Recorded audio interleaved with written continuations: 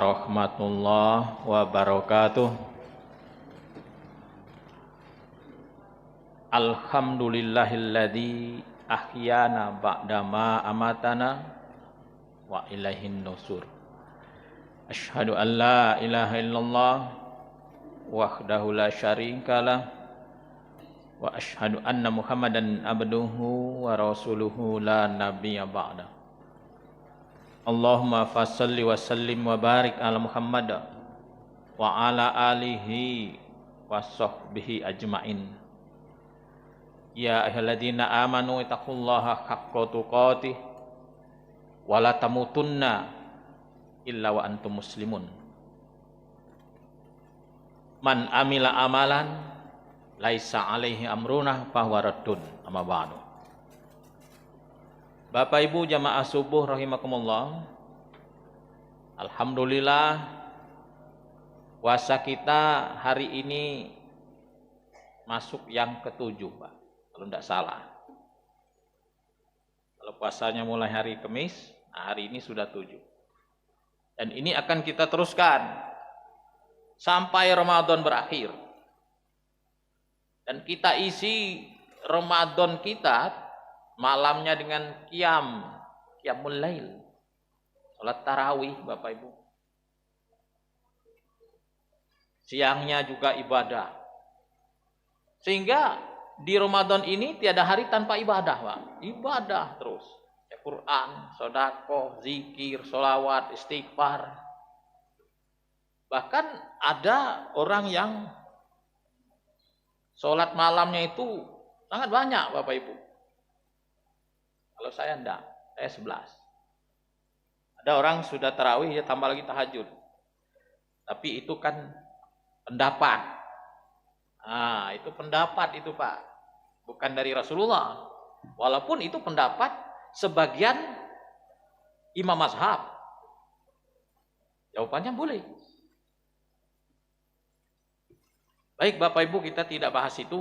Hari ini tema kita tentang bid'ah. Sesuai dengan tema yang diberikan kepada kita hari ini tentang bid'ah. Apa itu bid'ah? Karena hari ini Bapak Ibu banyak orang yang membuli. Ada orang yang membuli, dikit-dikit bid'ah. Dan ada juga orang yang tidak paham, gagal paham tentang bid'ah ini. Ada teman saya dulu Pak, sudah lama. 10 tahun yang lampau. Dia tidak paham tentang bid'ah. Saya jelaskan berapa kali, tidak juga paham tentang bid'ah. Baik Bapak Ibu. Agar jangan sampai kita ini salah di dalam memahami bid'ah. Apa itu bid'ah? Jangan nanti orang naik mobil bid'ah, main HP bid'ah. Itulah orang sekarang. Ini kan tidak ada zaman Rasulullah. Dia membuli orang-orang yang ahlus sunnah. Akhirnya seperti itu karena tidak paham masalah bid'ah. Bicara kita tentang bid'ah itu ada secara bahasa dan ada secara istilah. Kalau secara bahasa itu diambil dari kata badi'ah. Allah badi'us samawati wal ard. Nah, itu secara bahasa. Allah menciptakan langit dan bumi. Di mana penciptaan ini tidak ada contoh. Badi. Nah, secara istilah bid'ah itu adalah dalam ruang lingkup agama. Satu hal yang diada-adakan, yang ditambah-tambah, yang dikurang-kurang dalam hal ad-din, dalam hal agama, itu bid'ah. Ini nanti Bapak Ibu, pemahaman ulama ini berbeda sebenarnya. Dan kita tidak berani menyalahkan ulama, Pak. Karena ilmu ulama ini berbeda-beda. Ada ulama ini yang ketat dan ada ulama itu yang longgar di dalam masalah hukum. Nah, kita ambil yang mana nanti?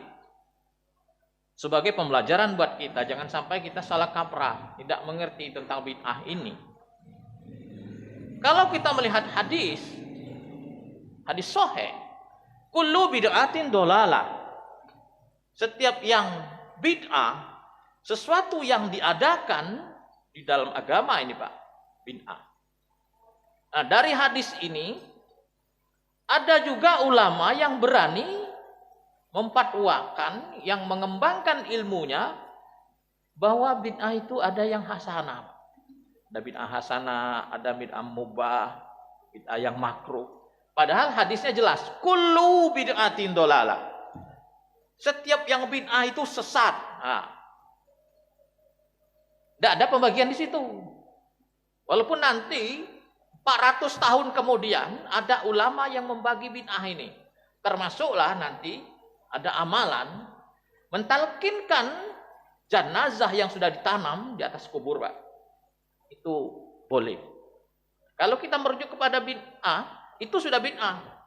Bahkan hari ini ada amalan yang menjurus kepada kesyirikan. Karena dia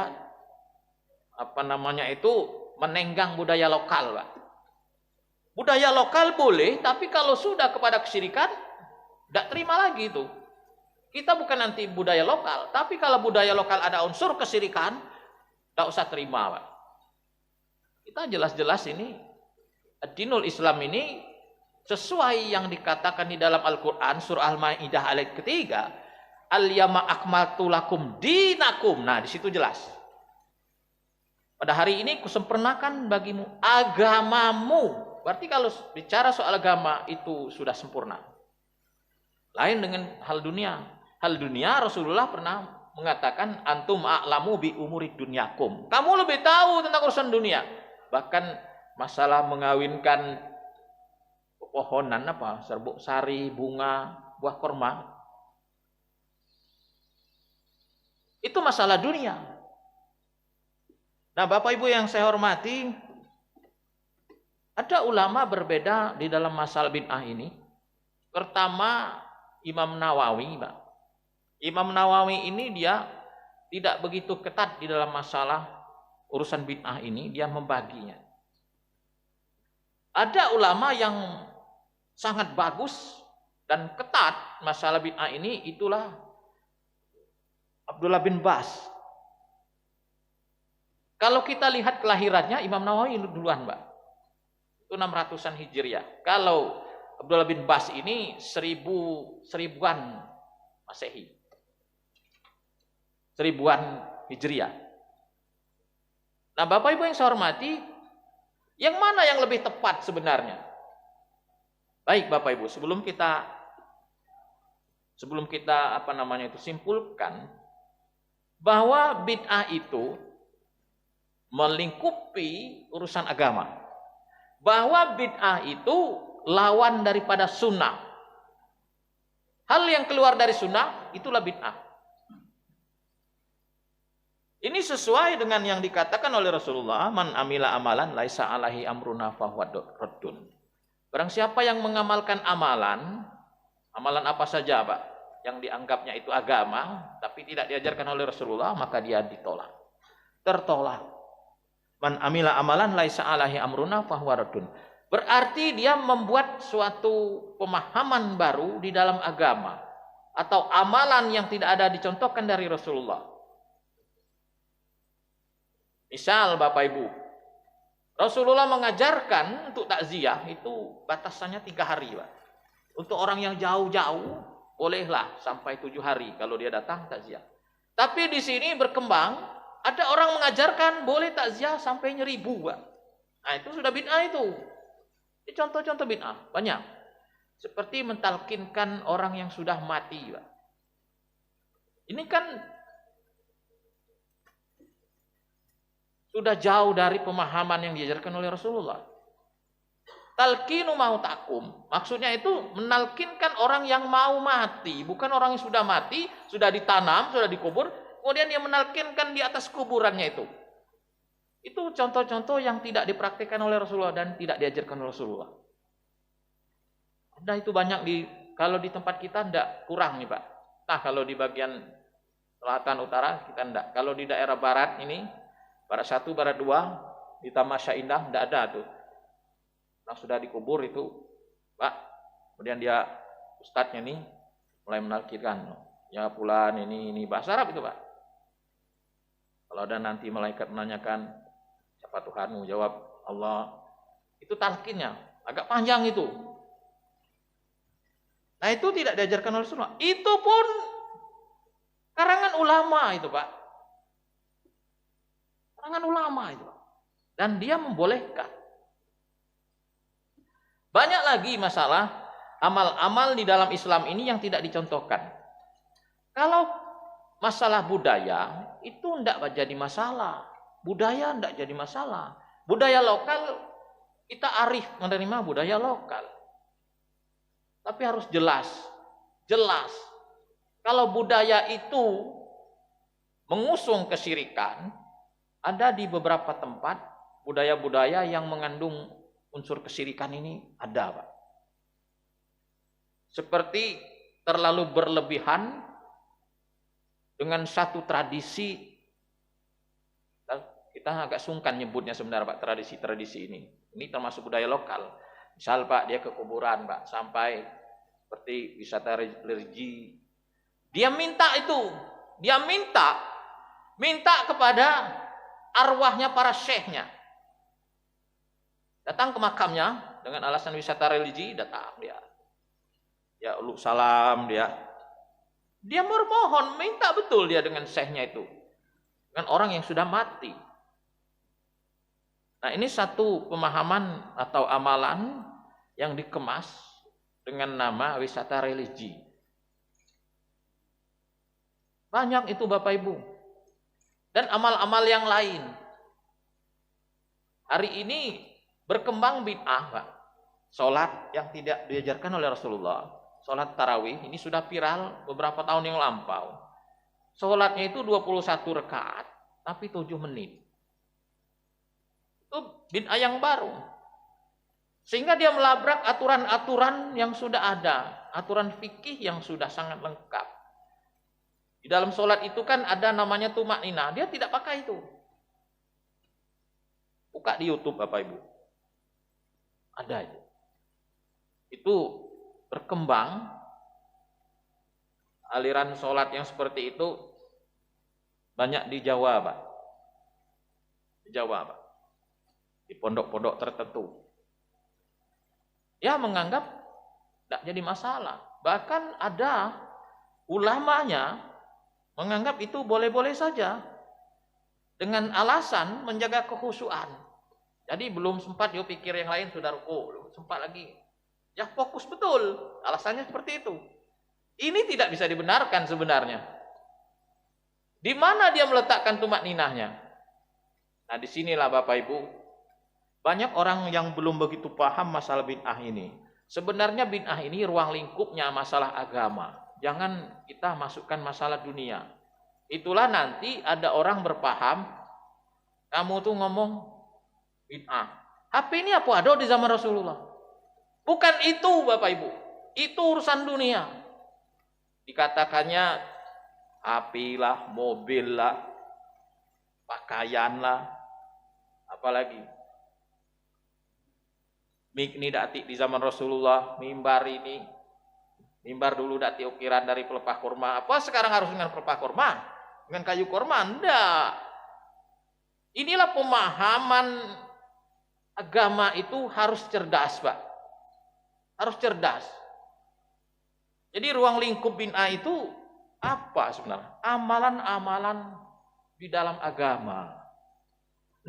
Menambah atau mengurangi. Nambah-nambah tidak boleh, ngurang-ngurangi tidak boleh. Umpama sholat subuh lah tahu 2, ditambah jadi 3. Nah, itu bid'ah.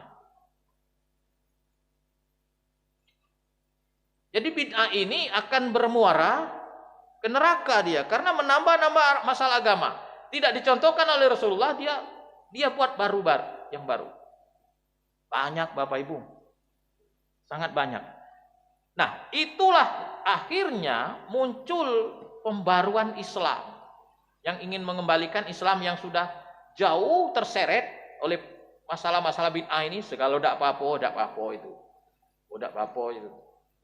Akhirnya muncul tokoh-tokoh di dunia Islam ini cukup banyak Bapak Ibu. Termasuklah Abdullah bin Bas itu, termasuklah Ki Haji Ahmad Dahlan, termasuklah Ibnu Taimiyah, termasuklah Muhammad bin Abdul Wahab. Itu orang-orang yang mengembalikan kepada sunnah. Memang yang dari Rasulullah, ini yang dari Rasulullah, ini yang dari Rasulullah. Memang ada Bapak Ibu, pendukung-pendukung sunnah itu ada. Pendukung-pendukung bid'ah itu ada. Bahkan dia melembaga Pak. Kalau Muhammadiyah dia boleh dikatakan saklek. Oh ini dari Rasulullah. Enggak ngamal dia. Sehingga di Muhammadiyah itu enggak ada sampai 1000, 100. Enggak ada Ustaz asli. Boleh buka itu. Bahkan amalan-amalannya itu memang yang dari Rasulullah. Bapak Ibu yang saya hormati, ini harus kita gali kembali, kita pelajari kembali. Jangan sampai kita ini membuli orang-orang yang ahlu sunnah. Buliannya itu, kamu ini dikit-dikit bid'ah. Pergilah ke Mekah itu dengan unta. Itu orang yang tidak paham masalah bid'ah. Pembahasan bid'ah dia tidak paham.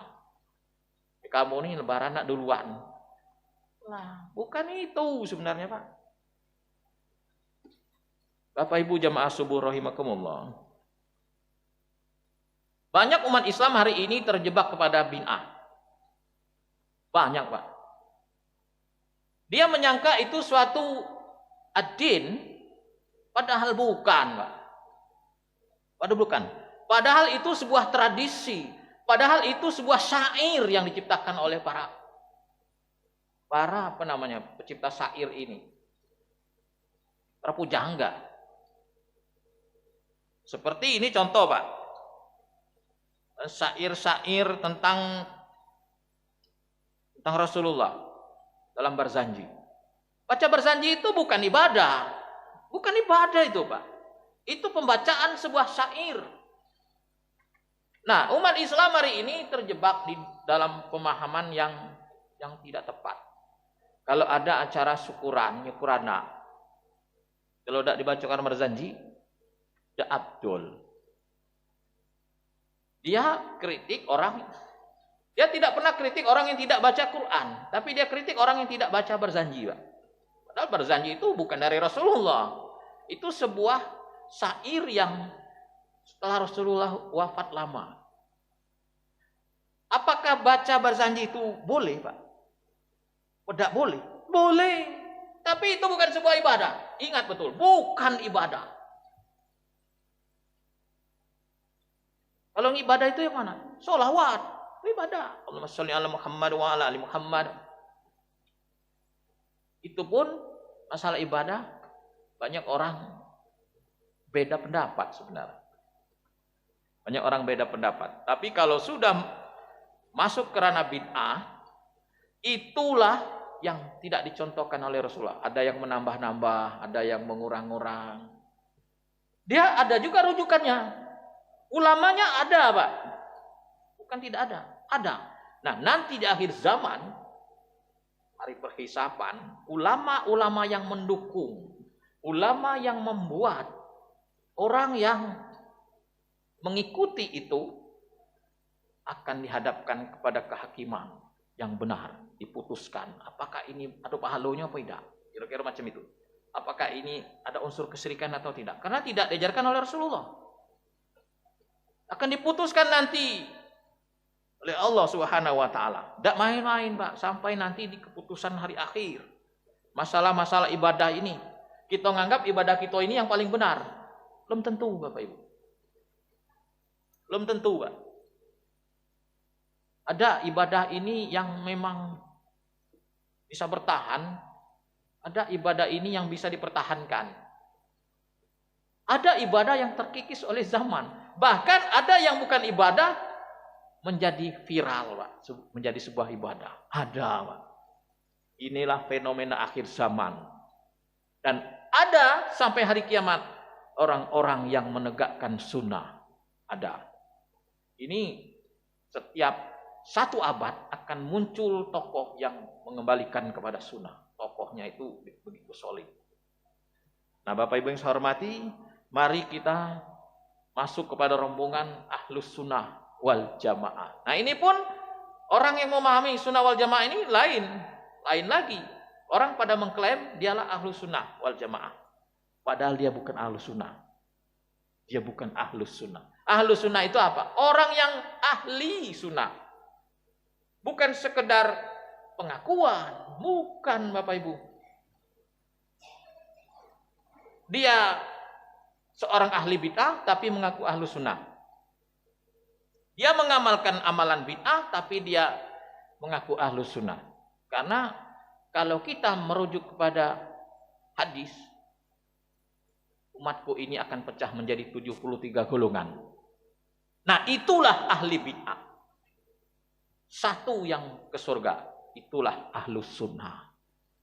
Bapak Ibu yang saya hormati, mudah-mudahan kita ini tetap di jalur ahlus sunnah. Tetap berada di pemahaman yang benar. Karena dari pemahaman inilah seseorang itu akan mengamalkan amalan-amalan.